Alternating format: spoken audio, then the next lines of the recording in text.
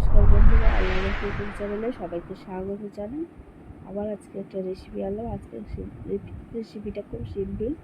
বাড়িতে তেমন কিছুই ছিল না, সামান্য পনির ছিল আর গাজর আর আলু ছিল।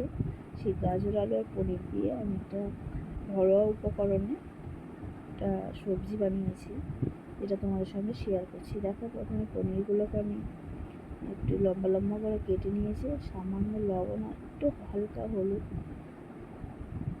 মিশিয়ে নিয়েছিলাম, নিয়ে এগুলোকে আমি ভেজে নিচ্ছি। বন্ধুরা, তেমন কোনো সত্যি সবজি ছিল না, নিরামিষ, সেই জন্য কী রান্না করবো ভেবে পাইনি। আর আদা বা রসুন পেঁয়াজও এখানে ব্যবহার করিনি। সামান্য উপকরণ দিয়ে এটা করেছি। দেখো, সবজি বলতে আলু আর গাজর।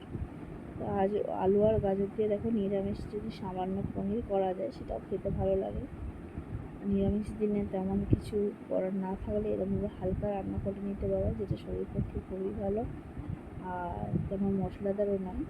তবে এখানে পনিরগুলো আমার ভাজা হয়ে গেছে। এবার পনিরগুলোকে আমি একে একে তুলে নেব।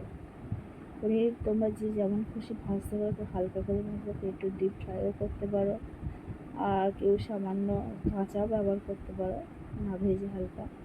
তো দেখো, আমি এরকমভাবে ভেজে নিচ্ছি। ভাজা হয়ে গেলে আমি পনিরগুলোকে তুলে নেব। এখানে 150 গ্রাম পনির ছিল। আর মেনলি পনিরের মশলা করবো ভেবেছিলাম, কিন্তু তেমন মশলা তেমন ছিল না, সেই কারণে আর করিনি। সেই জন্য সামান্য উপকরণ যা বাড়িতে ছিল জিরে দিয়ে করেছি।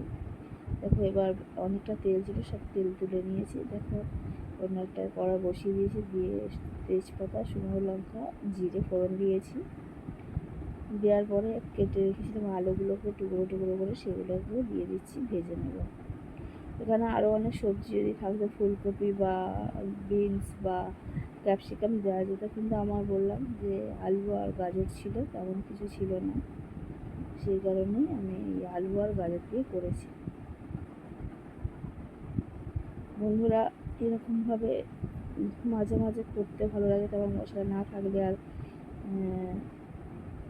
বাড়িতেও তেমন কোনো সবজি না থাকলে এরকমভাবে পনির করে নিতে পারো, বাচ্চারা খেতেও ভালোবাসবে। তারপর এবার কেটে রেখে যে গাজরগুলোকে, সেইগুলোকে আমি দিয়ে দিলাম। গাজরকে একটু টুকরো টুকরো কেটেছিলাম, একটাই গাজরই ছিল, অন্য কোনো কাজে না লাগে পনিরের সঙ্গে দিয়ে দিয়েছি। তারপর সামান্য হলুদ দিয়ে দিচ্ছি, কাশ্মীরি লঙ্কার গুঁড়ো দিয়ে দিচ্ছি অল্প পরিমাণে, আর জিরে গুঁড়ো দিয়ে দিচ্ছি, স্বাদ অনুযায়ী লবণ দিয়ে দিলাম। দিয়ে মশলাটা কষিয়ে নেবো। আর এর সঙ্গে সামান্য পনির মশলা ছিল, সেটা আমি দিয়ে দিলাম। ওখানে আদা ব্যবহার করতে পারো, কিন্তু আমি এখানে আদার ব্যবহার করেও ঝামেলার মধ্যে আমি যাইনি। যা মশলা ছিল সেই মশলা দিয়ে এটাকে করেছি। এইগুলোকে দিয়ে ভালো করে আমি কষিয়ে নেবো। এখানে তোমরা টমেটোও ব্যবহার করতে পারো, কিন্তু তাও আমি করিনি, বললাম। দেখো, এবার এগুলোকে ভালো করে ভেজে নেব, ভাজাটা যেন ভালো হয়। আর খুব বললাম মশলাও খুব বেশি দিইনি, হালকা মশলার মধ্যে আমি এটা করেছি। দেখো, এবার জল দিয়ে দিচ্ছি, খুব বেশি জল দেবো না,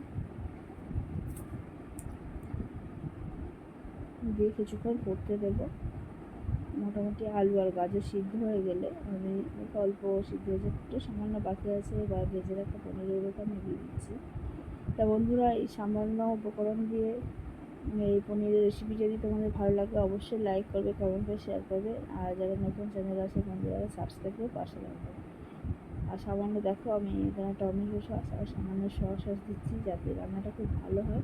সত্যি খেতে ভালো হয়েছিল। এরকমভাবে তোমরা যদি করো, এটা শুধু ভাতের সঙ্গে নয়, এটা হচ্ছে কি পরোটা, লুচি, যে কোনো নিরামিষ পোলাওয়ের সঙ্গে ভালো লাগবে।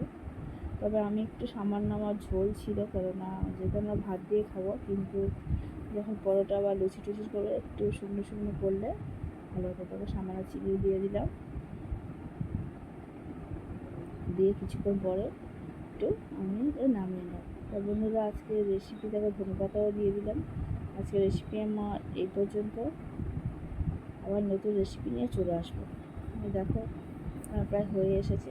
এবার বললাম, যেহেতু আমরা ভাত দিয়ে খাবো, সেই জন্য আমাদের আলুটা সিদ্ধ হয়ে গেছে, নামিয়ে নেব। সেই জন্য একটু আমার ঝোল ছিল, এবার ঝোল ছাড়া একটু হালকা ঝোল কমও করে ব্যবহার করতে পারো। আজকে এই পর্যন্ত হয়ে গেছে, তোমাদেরকে দেখাচ্ছি। খেতে কিন্তু বন্ধুরা সত্যিই ভালো হয়েছিল, ভালো করে নিও। আজকে এই পর্যন্ত, আবার নতুন রেসিপি চলে আসবে। ততক্ষণ তোমরা ভালো থেকো, সুস্থ থেকো।